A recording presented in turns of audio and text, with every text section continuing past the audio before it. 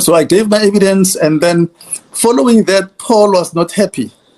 And that's when he really put me in his so-called radar.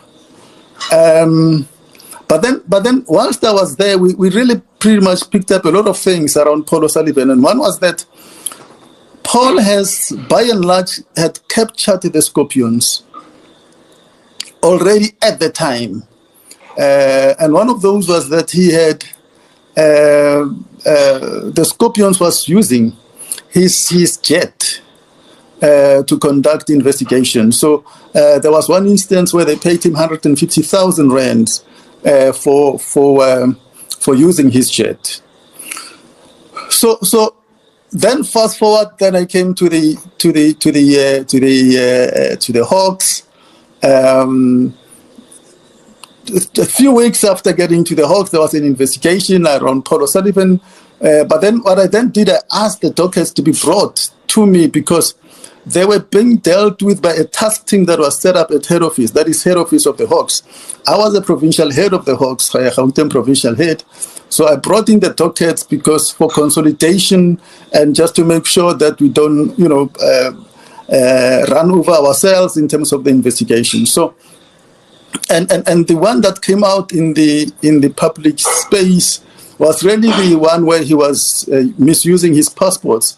At the time, he had 3 passports: the Irish passport, he had the British passport, and the South African passport. He was using all 3 at the same time. So we took him to court for immigration transgressions.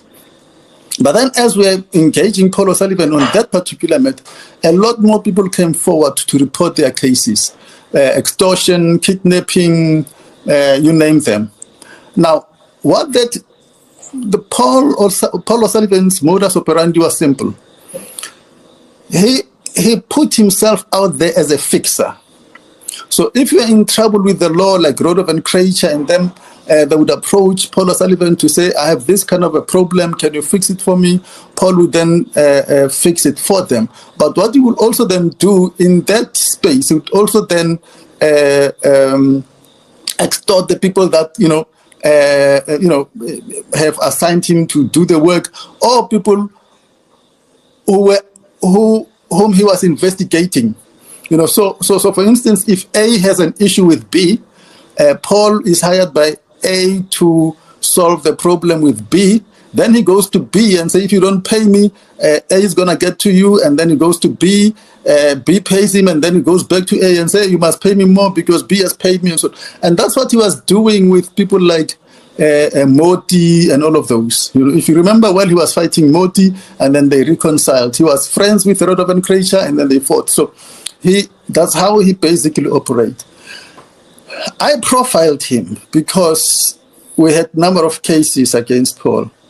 I profiled him psychologically, financially, spiritually, and otherwise. And two quick things that I can say about Paul is that he's quite a highly intelligent guy.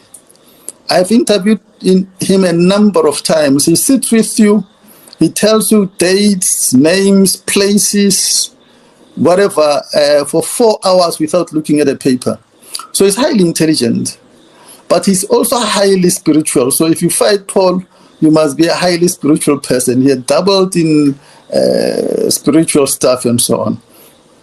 So he's also highly spiritual. So you need to understand. That is why if you look at his pattern, when he engages people, he will threaten them. He'll say, game on. The phrases that he uses are the phrases that the Church of Scientology will use. And he's a high priest in that space. So he's not a God broke in terms of spiritual matters. So and that was my advice to Phahlane at the time, and say, Phahlane, if you have to engage with this person, you must pray, you must go to them, whatever you do. And all the other people, I said, look, if you have to go Palazza, do that when Paul O'Sullivan is after you. So I'm giving you that sense that you're not dealing with an ordinary person here.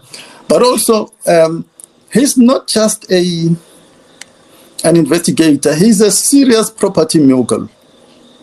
He owns half of St. Helena Islands, for instance. If you Google and say St. Helena, Paul O'Sullivan, you'll see that he owns a lot of stuff there. And I think by last check there's more than 250 companies under his name. And in terms of intelligence, now I'm talking security intelligence. Paul cut his teeth in the military intelligence 6, MI6, basically, of Great Britain. He was an agent there.